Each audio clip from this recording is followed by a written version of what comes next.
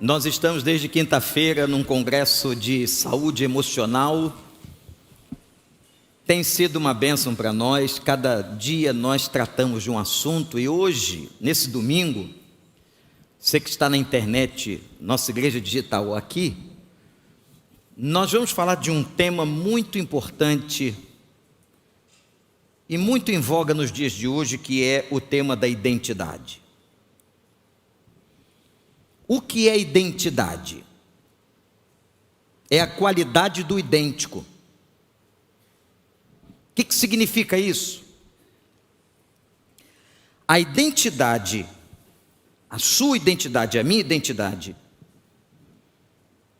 é aquilo que olha para nós e diz assim: é você.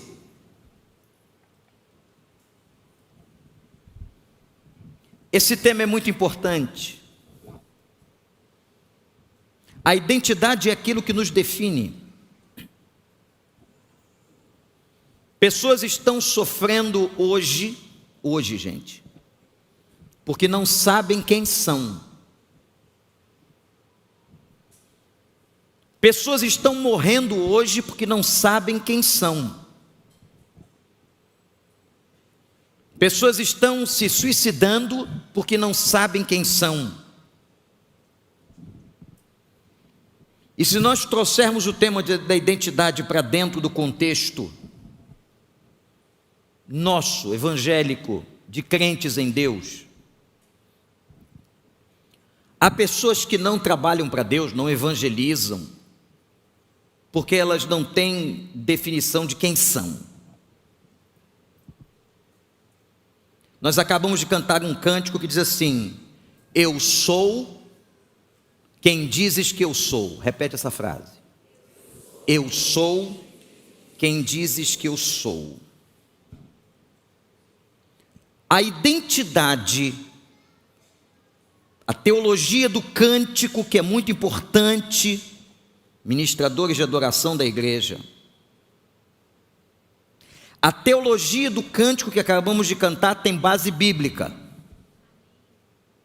E assim tem que ser todo cântico.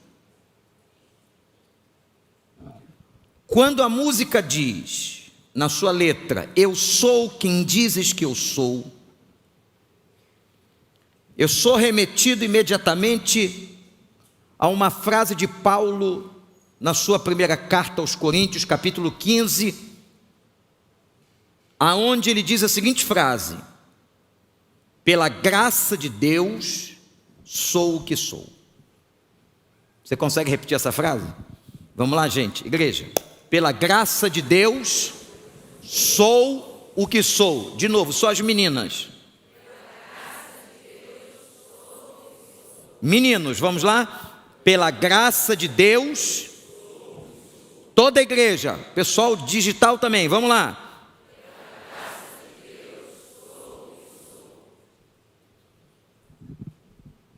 Aqui está um conceito fundamental de identidade.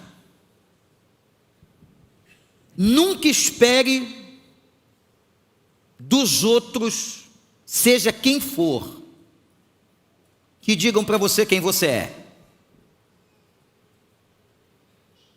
Há uma crise de identidade tão forte hoje, que as pessoas não sabem a própria sexualidade.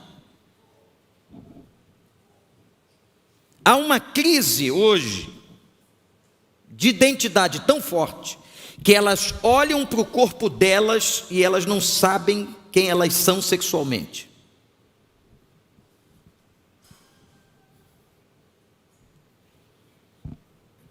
A crise de identidade,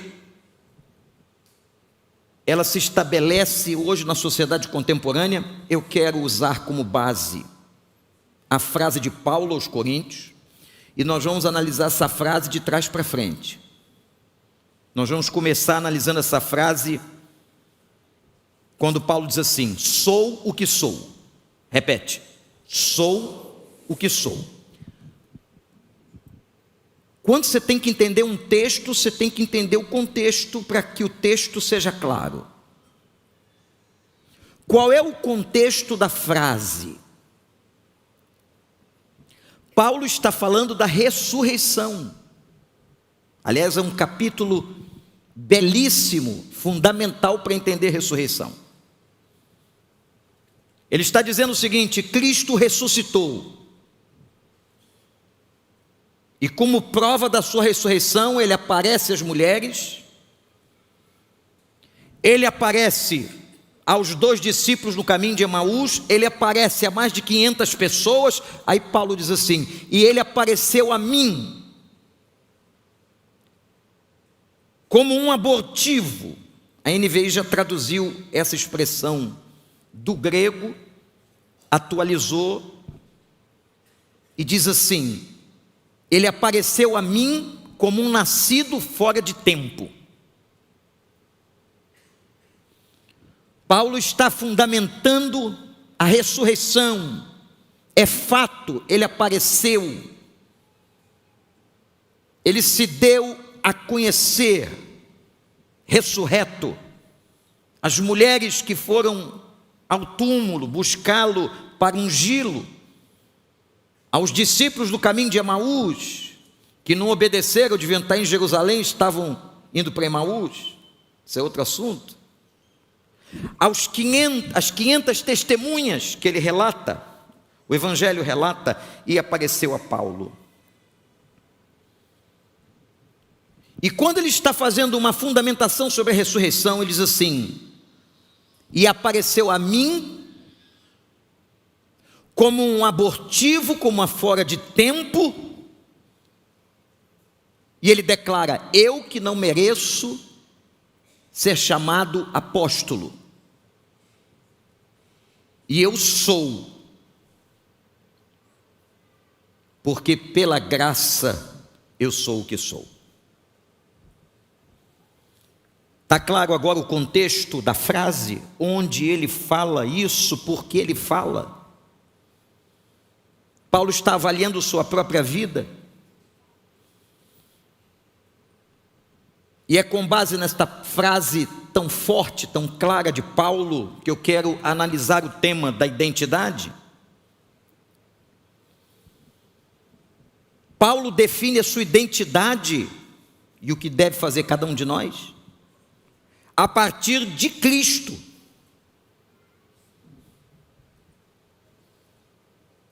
Capítulo 3 de Filipenses, ele vem dizendo o seguinte: eu sou judeu da tribo de Benjamim. A tribo de Benjamim, se você estudar a Bíblia, foi a tribo mais fiel e que permaneceu mais fiel às promessas de Deus. Eu sou da tribo de Benjamim. Eu sou judeu de sangue. E eu sou romano. Paulo tinha cidadania romana. Eu sou zeloso e fui zeloso com o que aprendi no judaísmo. Paulo está fazendo uma descrição em Filipenses de quem ele era. E por zelo perseguia a igreja. Eu sou judeu e sou romano. Mas tudo isso, e aqui está a coroa do texto de Filipenses, tudo isso considerei como perda. Versões dizem assim: considerei como esterco por causa de Cristo. Eu ganho agora, preste atenção nisso, meu irmão, uma identidade nova. O mais importante não é eu ser romano, eu ser judeu, eu ser fariseu, porque ele era fariseu, no melhor sentido da palavra. Os fariseus eram os teólogos do judaísmo. Eu considerei tudo isso como perda por causa de Cristo. E ele diz no verso 7, uma frase que nós amamos: para mim, o que era lucro, eu passei a considerar perda. Eu perdi por causa de Cristo. Paulo sabia quem ele era. Paulo é um personagem extraordinário da Bíblia, com quem podemos aprender sobre identidade. Quando eu olho para a vida de Paulo, irmãos, ele sabia tanto quem ele era, apesar dos pesares. Por exemplo, Paulo sabia quem ele era, apesar dos seus sofrimentos. Vocês, irmãos, minhas irmãs, nós já estamos maduros para entender que todo crente, apesar de crente, sofre. E Paulo diz assim: eu passei tanto sofrimento, mas tanto sofrimento. Eu passei naufrágios várias vezes, frio, fome. Por 3 vezes fui assaltado. O diabo colocou serpentes para me destruir. Apesar de todo o sofrimento de Paulo, ele sabia quem era, ele não perde sua identidade. Outro exemplo é quando ele diz assim: apesar do diabo que tentou me impedir,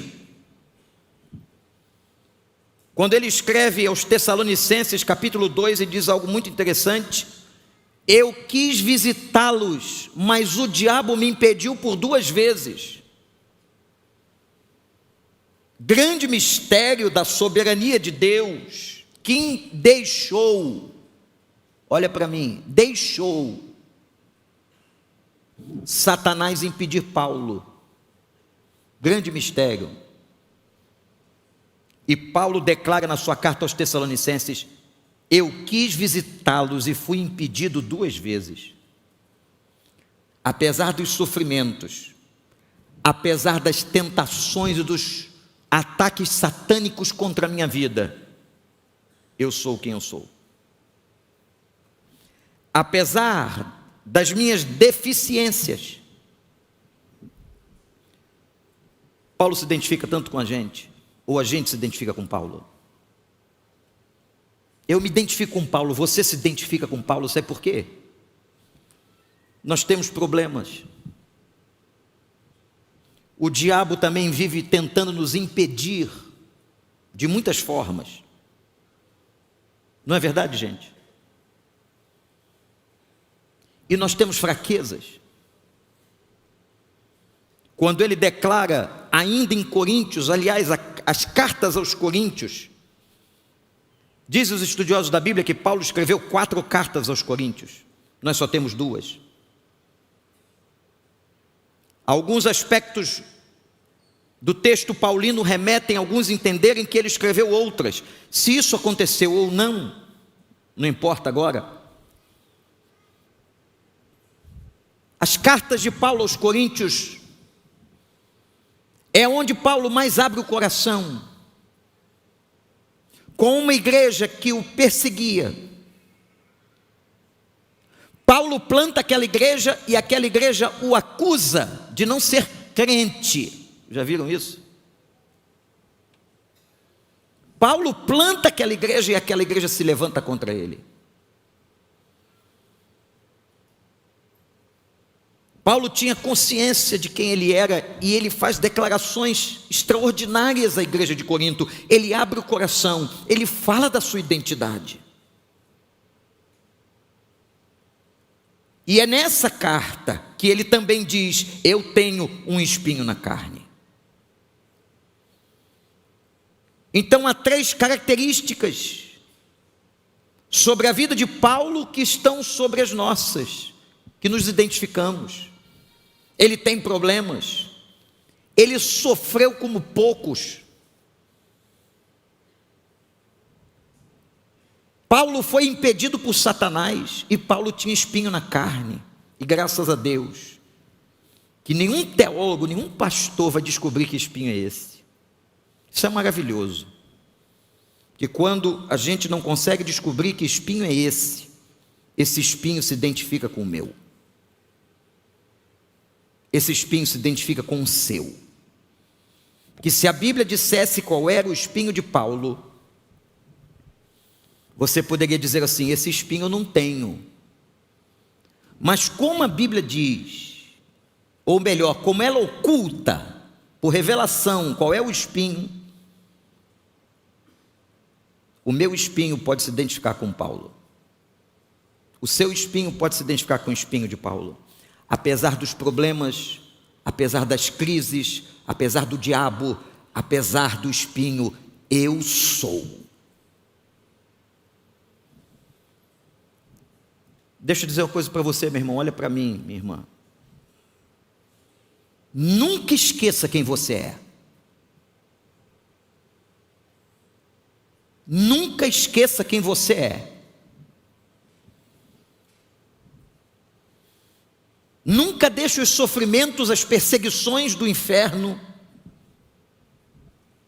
Nunca deixe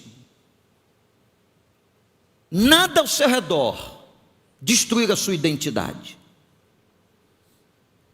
O mundo vive uma crise de identidade, onde as pessoas não sabem quem elas são.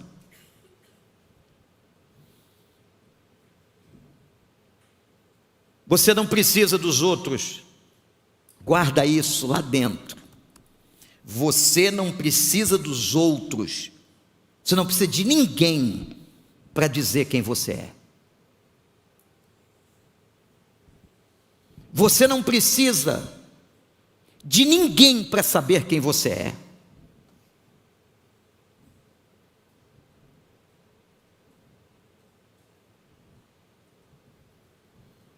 Deixa eu dizer uma coisa para você, que talvez você já saiba. Tem gente que nunca vai gostar de você. Chocante, não é?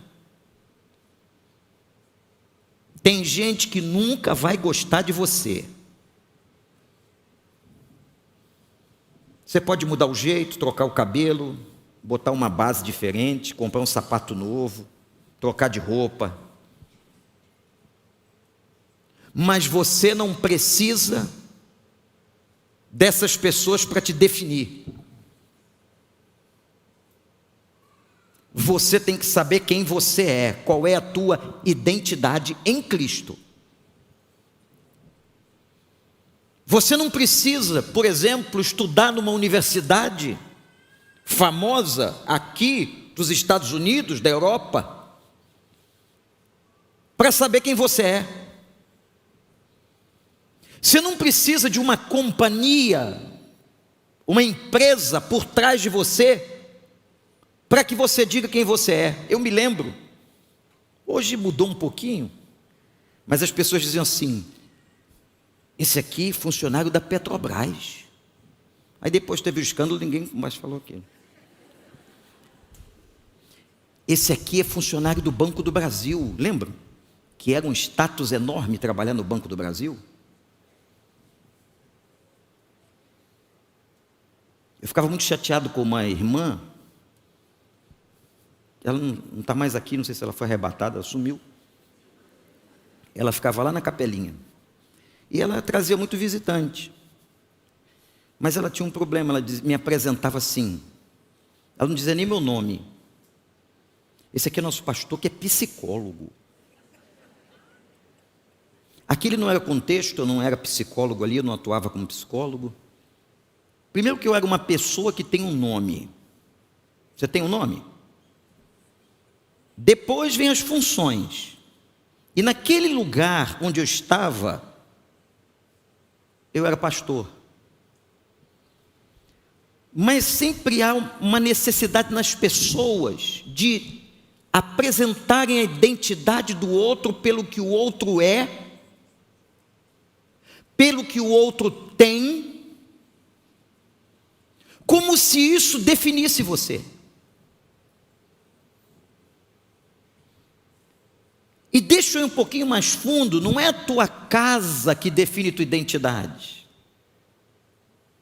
Vem conhecer minha casa, vem conhecer o meu consultório novo. Vem conhecer minha casa. É bom receber gente em casa, mas não é isso que te define. Tem muita gente com um consultório novo, com casa bonita e vale pouco. Paulo dizia assim: eu sou o que sou. O que é que Paulo tinha? Paulo não tinha nada. Paulo não tinha uma casa própria, coisa de brasileiro. Não tinha casa própria. Paulo não tinha uma biga, aqueles carros que puxavam cavalos. Paulo certamente não tinha uma grife na sua roupa. Por exemplo, ele não andava com a grife de Jerusalém. Ele não podia comer dos melhores restaurantes. Ele diz inclusive que não sabia nem quando ia comer. E quem é Paulo? Um homem conhecido milenarmente. Ele não foi conhecido enquanto ele viveu 5 anos ali, não. Milenarmente. Um homem inteligente.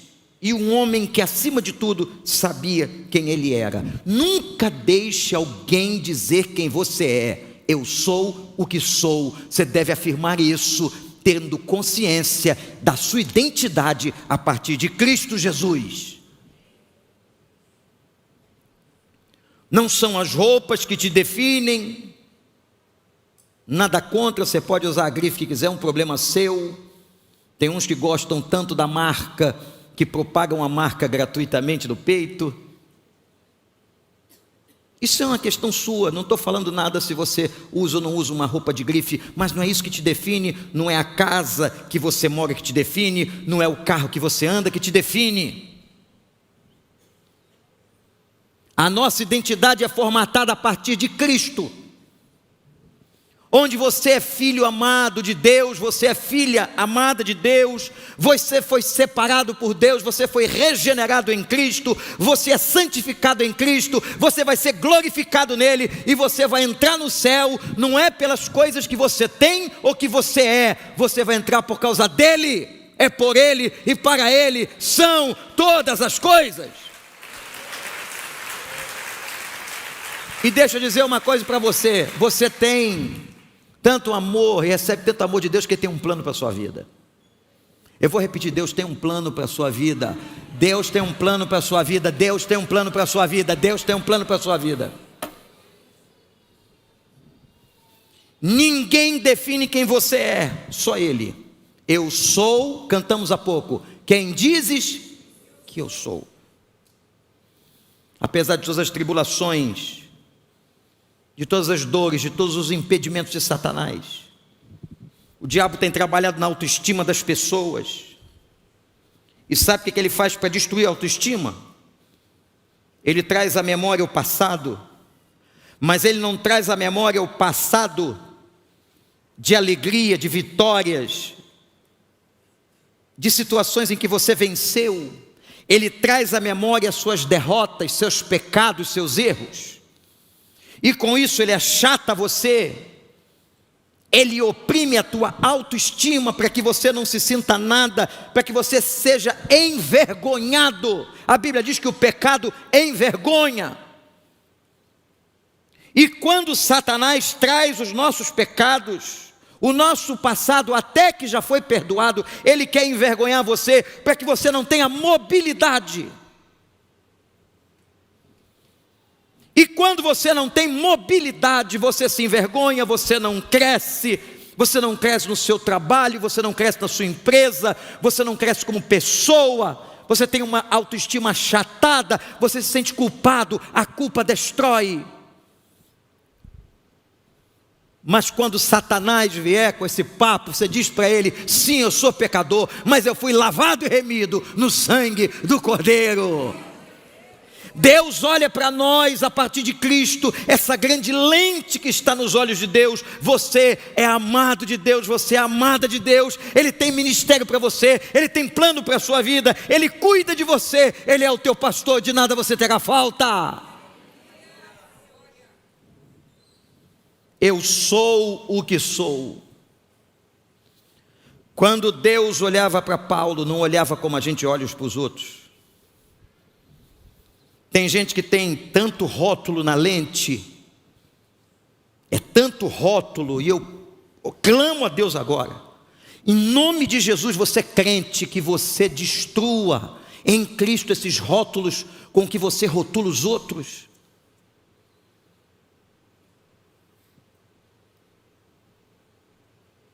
As pessoas não são o que você pensa que são.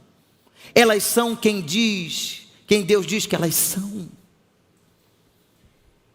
Mas nós rotulamos as pessoas, fulano é isso, cicrano é aquilo, e nós fazemos o mesmo processo e o mesmo trajeto do diabo, que rotulamos as pessoas. Aquele ali é isso, aquela lá é aquilo. Deixa eu dizer uma coisa para você. Você é amado de Deus independente de qualquer coisa. Você não precisa de ninguém para ser quem você é. Você não precisa ter filho para ser quem você é. Você não precisa de marido para ser quem você é. Você não precisa de esposa para ser quem você é. Você não precisa de formar na universidade para ser quem você é. Você não precisa de nada disso para ser quem você é. Você simplesmente é em Cristo Jesus, nosso Senhor. Você é, eu sou o que sou. Identidade. Que festival de rotulação.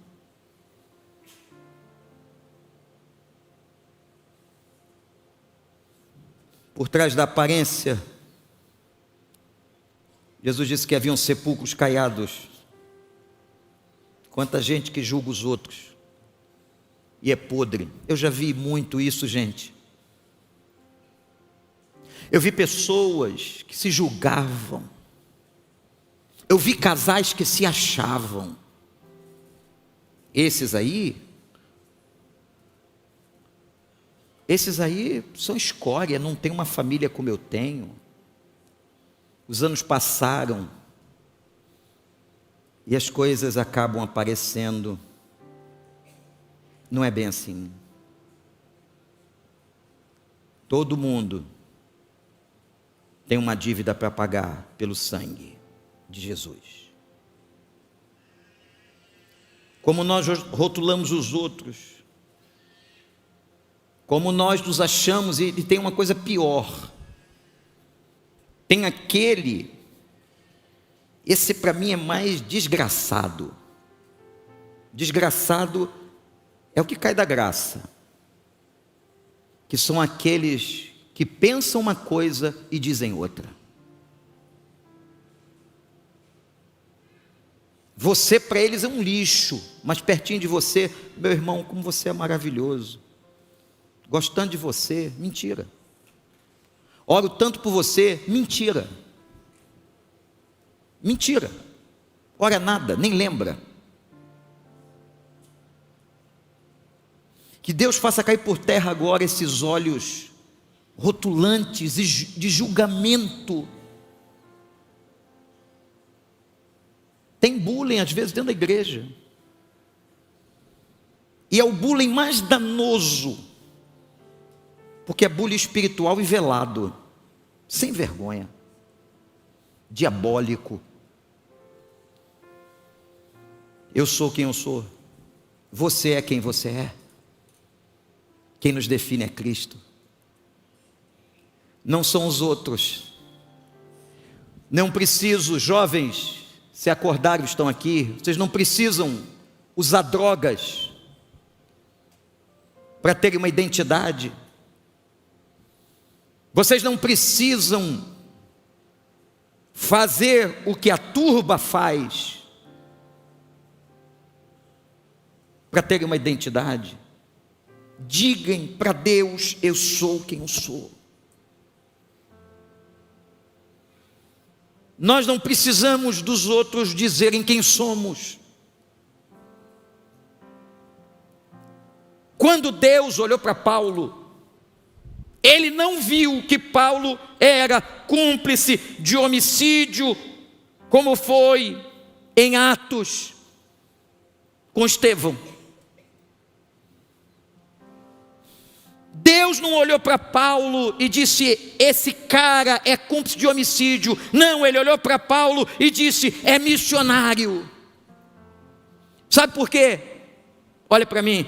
Porque Deus não olha para nós e nos rotula com os nossos defeitos, os nossos erros. Deus nos vê com grande potencial. Ele vê nossas virtudes, Ele vê nossas qualidades, e Ele vê não quem fomos, mas quem podemos ser. Louvado seja o Senhor. Ele olha para você, não fica olhando teu passado, tuas mazelas que você já levou para Ele, para pedir perdão, não. Ele olha para você e diz assim: você pode ser muito no meu reino, nas minhas mãos. Você pode ser um vaso novo. Eu posso quebrar o que está ruim e eu faço de novo. Deus olhou para Paulo e disse: é missionário. Jesus olhou para aquele ladrão que não valia nada perante a sociedade e disse para ele: mediante tua declaração, tu estarás comigo no paraíso. O valor que Deus dá às pessoas, a você e a mim, é diferente, até do valor que você vê em você mesmo e do valor que as pessoas te dão. A gente está falando aqui de saúde emocional desde quinta-feira. E a base da saúde emocional de uma pessoa, o fundamento, a coluna principal da saúde emocional é saber quem eu sou. O diabo tem feito uma festa enorme até dentro da igreja, tirando, roubando, matando, destruindo a autoestima das pessoas. Você não precisa de ninguém para dizer quem você é. Ele já disse: você é meu filho, você é minha filha, você é mais que vencedor. Aí eu vou para a segunda parte da frase. A frase de Paulo é assim. Eu disse que a gente ia trabalhar de trás para frente. Como é que é a frase? Pela graça sou o que sou. Repete, vamos lá, gente. Não é possível que você não pode decorar isso. Pode. Meninas, de novo. Pela graça. Mas fala sentindo isso. Meninos. Você da internet daqui, de novo. Pela graça. Ele tinha a identidade dele. Agora ele começa a frase poderosa dizendo assim: pela graça. Paulo sabia que tudo da sua vida era devido à graça. É quando nós conhecemos a Cristo que nós encontramos o propósito da existência. Salomão disse: a vida parece não ter sentido algum. Você nasce, cresce e morre. Mas quando nós encontramos e temos uma experiência com Cristo, o sentido da vida se abre diante de nós. Foi Cristo que mudou a visão de Paulo. Ele disse: eu sou quem sou, não por mim mesmo, mas eu sou quem sou por causa da graça. Esse favor que Deus tem me entregado. Porque graça é fazer favor para alguém que não merecia. Eu e você, nós não merecíamos nada, mas Ele fez e faz favor. Ele dá graça. E uma das graças, uma das coisas mais maravilhosas que Paulo precisou descobrir,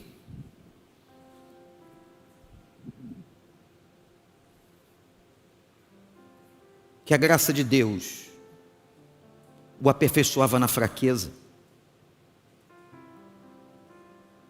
Porque quando eu sou fraco, é aí que eu sou forte. Quando eu me entendo como limitado, quando eu sei dos meus sofrimentos, quando eu sei que o diabo está fungando no meu cangote, quando eu sei dos problemas que eu tenho, quando eu sei das minhas fraquezas e com humildade eu vou à presença dele como frágil, como incapaz, Deus não despreza esse coração quebrantado. E agora, quando eu me sinto fraco, aí eu sou forte, porque ele atua na minha fraqueza, ele atua no meu arrependimento, ele atua na minha limitação. Paulo começou a descobrir a graça de Deus, que o salvou, lhe deu dignidade. Gente, a graça de Deus, o favor de Deus, é a força da nossa vida. Se você depender da força dos homens, você está perdido. Se você depender de grupinho da universidade para te dar força, se você está esperando o elogio dos homens, você está perdido. Se você quer viver do agrado das pessoas, você está perdido, perdida. A força da nossa vida é a graça. É a graça que nos mantém de pé, é a graça que nos dá rumo, é a graça que nos dá o alvo, é a graça que nos faz prosseguir. Esquecendo-me das coisas que ficam para trás, eu prossigo para o alvo, para aquelas que estão adiante de mim, pelo prêmio da soberana vocação de Deus em Cristo. Cristo era a sua referência. Cristo é a nossa referência. Cristo é a sua referência. Não é o que as pessoas estão dizendo. Hoje você trabalha numa companhia, amanhã você não trabalha mais. Hoje você está dentro de uma universidade, amanhã você não está mais. Hoje você recebe um diploma, amanhã ele fica esquecido na gaveta da sua casa. Hoje você tem um carro que amanhã é velho.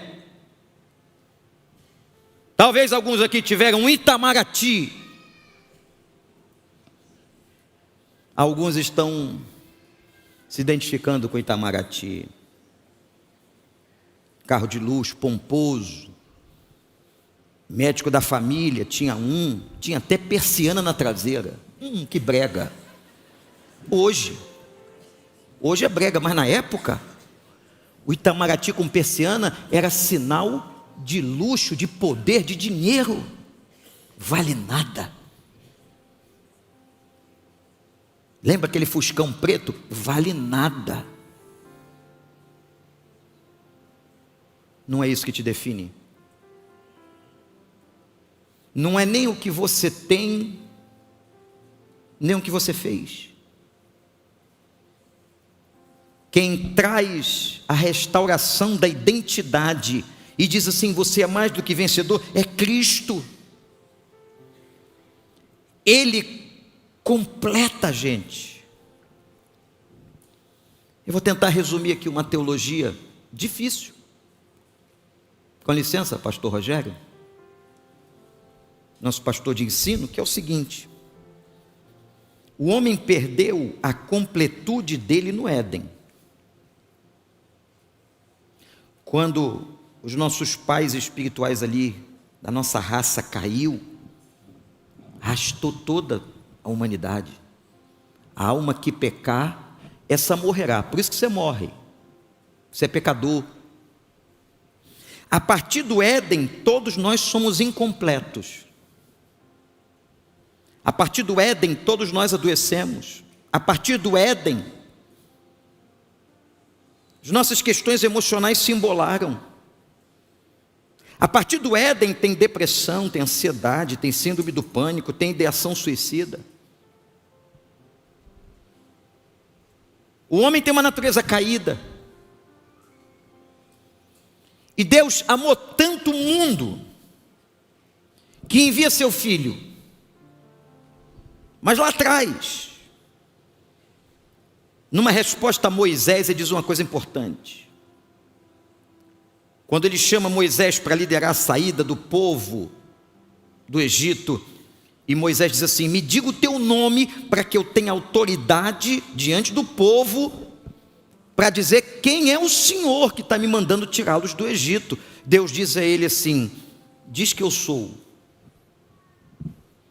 A expressão eu sou é expressão de completude, de perfeição. Exatamente o que o ser humano não é. O ser humano é incompleto, é imperfeito. Aí quando Deus amou o mundo, Ele coloca o eu sou, Ele encarna o eu sou em Jesus.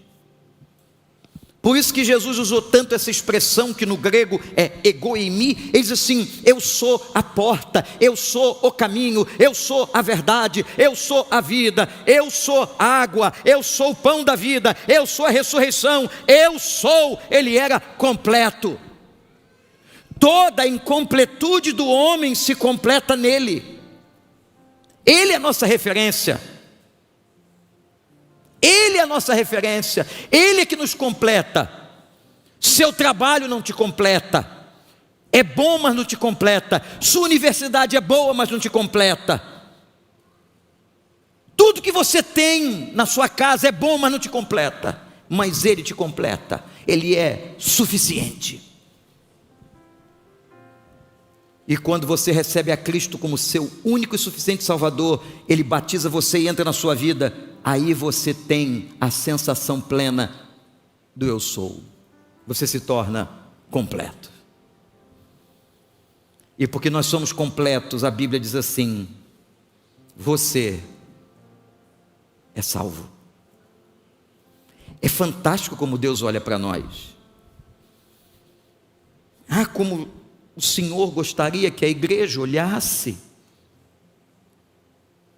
Que a igreja olhasse para os filhos de Deus como Ele olha. Que nós olhássemos como Deus olha. Deus olha com tanto amor. Deus olha com tanta graça, com tanto favor. Ele fazia de tudo para valorizar as pessoas, até aqueles que não valiam nada para a sociedade. Quando Ele teve que repreender aquela mulher, Ele tira todo mundo de perto e fica com ela, sozinho conversando. Como nós, igreja do Senhor, temos que aprender a olhar para as pessoas como Deus olha. Psicologia chama isso de empatia. Isso é muito mais do que empatia. Empatia é se colocar no lugar do outro. Não, isso é mais. Eu não sei nem dar um nome nisso. E que você saia daqui hoje em nome de Jesus dizendo o seguinte: eu sou quem dizes que eu sou. Eu não sou o que o outro pensa de mim. Louvado seja o Senhor. Eu não sou o que às vezes meu marido diz que eu sou. Você pode pensar assim, mulher: eu não sou o que os meus filhos podem dizer que eu sou. Eu não sou o que os colegas da empresa dizem que eu sou. Eu sou quem tu dizes que eu sou. Filhos amados, filhas amadas de Deus, vencedores em Cristo, regenerados pela graça. Mas como a vida traz, hoje à noite, ainda no tema da identidade, eu vou trazer a história de um homem de Deus, que teve um momento da vida dele que ele se perdeu, que nós nos perdemos no percurso, na jornada, e teve um momento que ele perdeu sua identidade, e quando ele perdeu sua identidade, ele sofreu tanto. Ele perdeu o que Deus disse sobre ele. Mas eu não vou ficar aqui dando spoiler não, vem de noite. Eu sou quem dizes que eu sou. Que hoje de manhã o Espírito Santo mexa com você.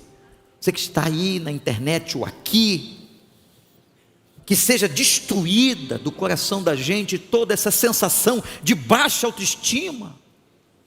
Quando o diabo quer te calar, quando o diabo quer te fazer sentir culpa pelos pecados cometidos e que Deus já te perdoou, sabe como é que Ele te perdoa? diz o profeta Malaquias, Ele joga tudo que você pediu perdão no fundo do mar.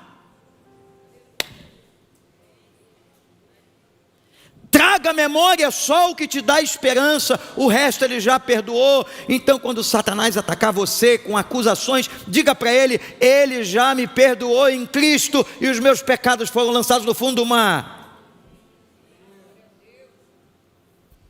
Eu fiquei tão chateado com esse negócio de pecado no fundo do mar, que eu adoro o mar.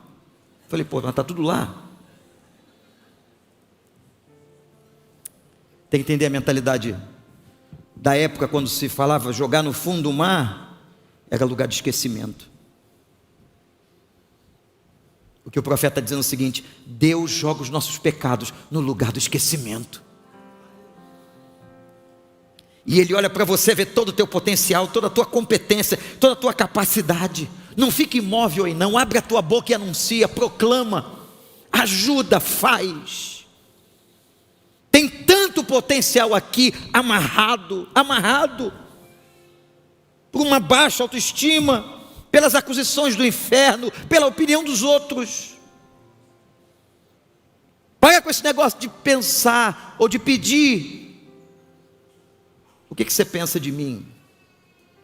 Quando você tiver que abrir teu coração, chama um mentor, conversa com ele, mas você não precisa ficar buscando aprovação. Você não precisa ficar buscando aprovação. Quem tem que te aprovar é Cristo. E lembra do que o pastor disse: tem sempre alguém que não gosta de você. Quando eu entendi isso na minha vida, há uns anos atrás, eu me libertei. Sabe quem perde quando o cara não gosta de você? O cara está perdendo uma grande oportunidade de se lidar com uma pessoa gente boa. Você não é gente boa? Pelo menos você acha, né? Porque se você não se achar hoje pelo menos gente boa, aí é internação, aí não dá nem pregação, nem terapia, aí é internação grave. Todo mundo se acha gente boa. Os nossos pecados são pequenininhos. Mas você não fez isso? Escorreguei. Quando o outro faz a mesma coisa, você mete o dedão. Olha aí, tá vendo?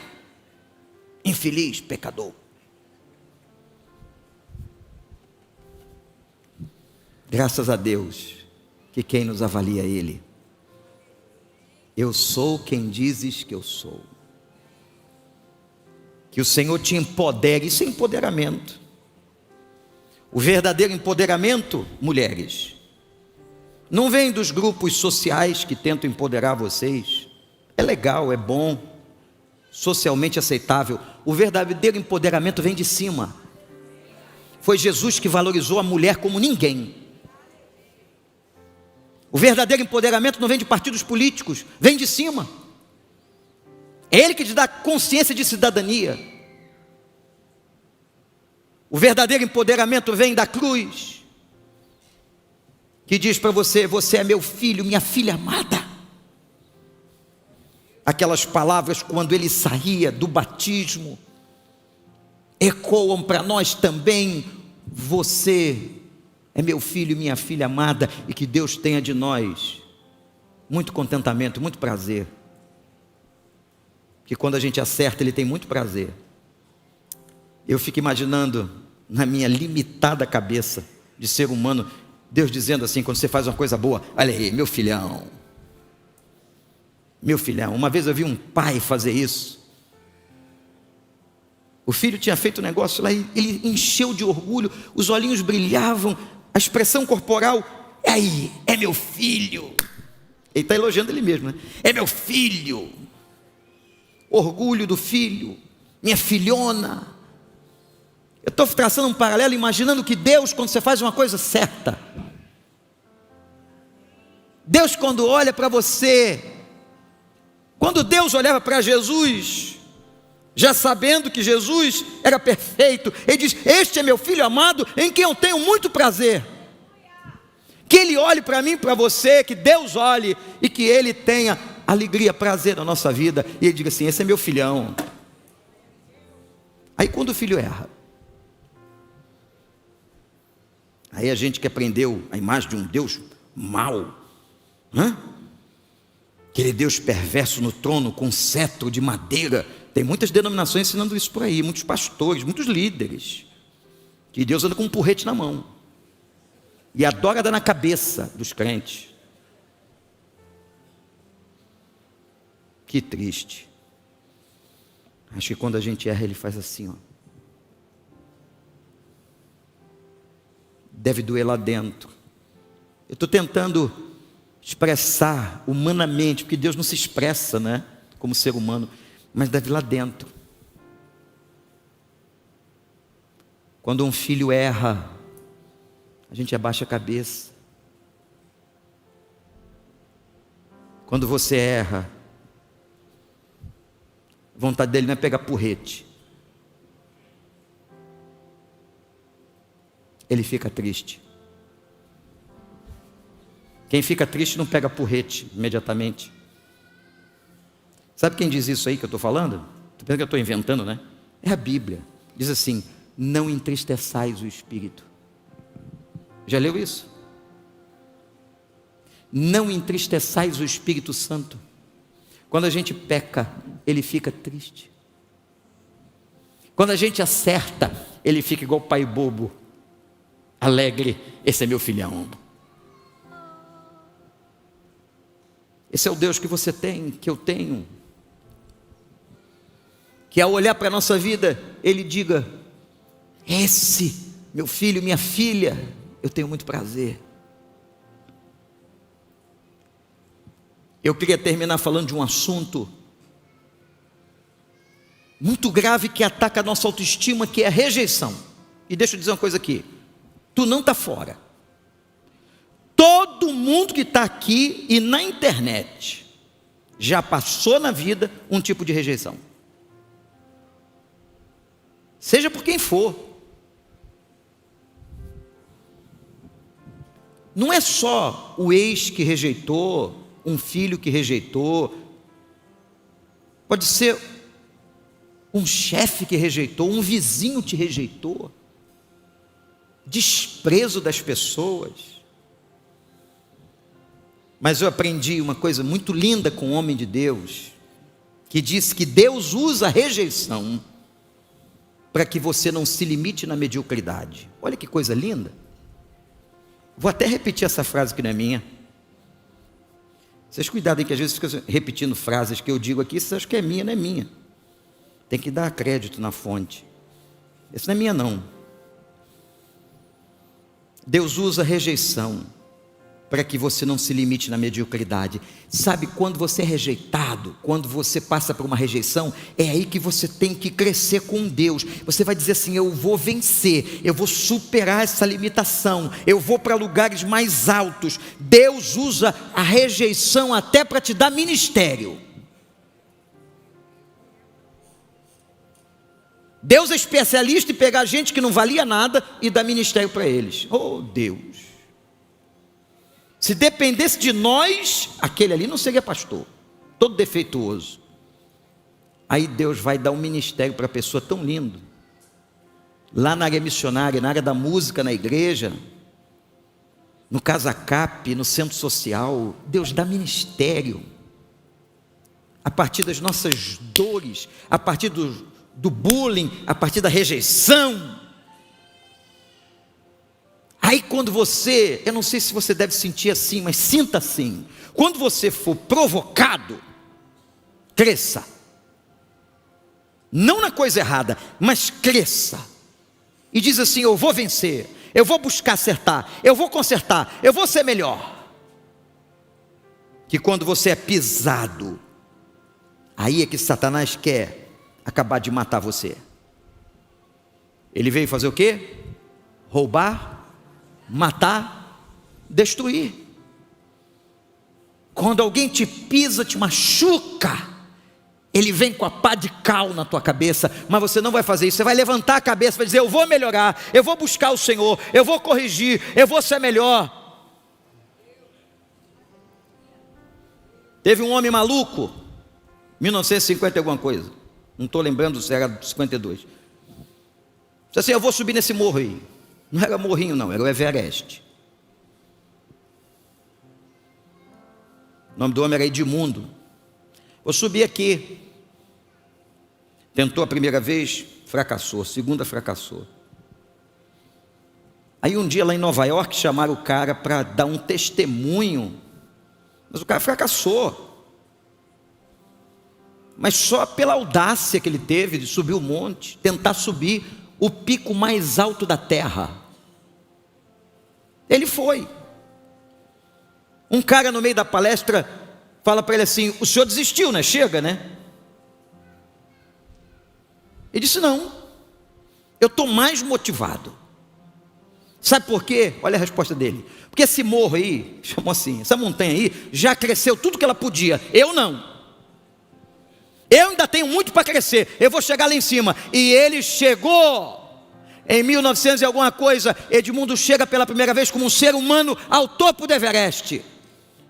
Lembra disso, que os teus fracassos não te definam, que as tuas derrotas não te definam, mas que sejam combustível para você ser ainda melhor, para a glória de Deus. Eu sou o que sou, pela graça. E se veio rejeição na sua vida, louvado seja Deus. Olha aí, Deus deixando a rejeição vir, para te dar combustível, para você ser melhor. Deixa a bronca vir, deixa vir a dificuldade, é combustível. Mas você nunca pode esquecer. Olha para mim, você de casa da internet, quem você é. Paulo tinha problemas, Paulo era atacado por Satanás, Paulo tinha espinho na carne, mas dizia assim: pela graça. Como é que é? Eu sou o que sou. Nunca esqueça quem você é. Saiba que não são os outros que definirão quem você é. A sua identidade, a qualidade do idêntico, como diz a palavra, não vem da horizontal, não vem de ninguém. A qualidade de quem sou vem dele. Eu considerei tudo que eu tinha, fariseu, romano, judeu, tudo, eu considerei lixo, esterco, por causa de Cristo. Ele é a minha referência, Ele é a minha motivação, Ele entrou na minha vida. Eu sou quem dizes que eu sou. A palavra de Deus. Você ficou empoderado hoje de manhã? Esse empoderamento não pode vir de discurso, esse empoderamento tem que vir do Espírito Santo. Se ficou, fique em pé. Fique em pé. E não por vaidade, mas olhe para a sua vida e lembra como é que começa o texto. Você também não se achar bambambam, não. Sabe o que é bambambam? Minha avó usava muito isso. Fica muito vaidoso. Olha, pela graça sou eu que sou. Você tem uma carinha bonitinha aí? Você foi muito abençoado na sua vida? Passou muitas lutas? Eu sou o que sou. E o eu sou completo entrou na minha vida e me qualifica. Agradece a Deus, fecha os teus olhos e glorifica quem você é. Se há alguém aqui com um ataque sobre a sua autoestima, coisa difícil que eu vou dizer aqui agora. Se há alguém aqui que tem sido oprimido pelo diabo, se há alguém aqui que vive esperando a opinião dos outros, que tudo isso cai por terra hoje de manhã. Tudo isso. Se você quiser vir aqui na frente, eu vou orar por você. Pode vir, fica à vontade. Isso aqui é casa de oração. E fica tranquilo, porque aqui é um lugar que não tem ninguém melhor do que o outro, nem pastor. Aqui todo mundo, ninguém vale nada. O nosso valor vem de cima. O nosso valor é o sangue do Cordeiro. É isso que nos qualifica, que nos dignifica, que nos abençoa, eu sou quem dizes que eu sou, eu não sou o que eles disseram. Você não é o que o teu ex-marido disse, você não é o que o teu filho diz, você não é o que o teu vizinho pensa, você não é o que os caras do trabalho disseram, você é quem ele diz que você é. Pode vir, fica com timidez, não pode chegar aqui perto de mim. Pastor, não morde às vezes, pode vir para frente.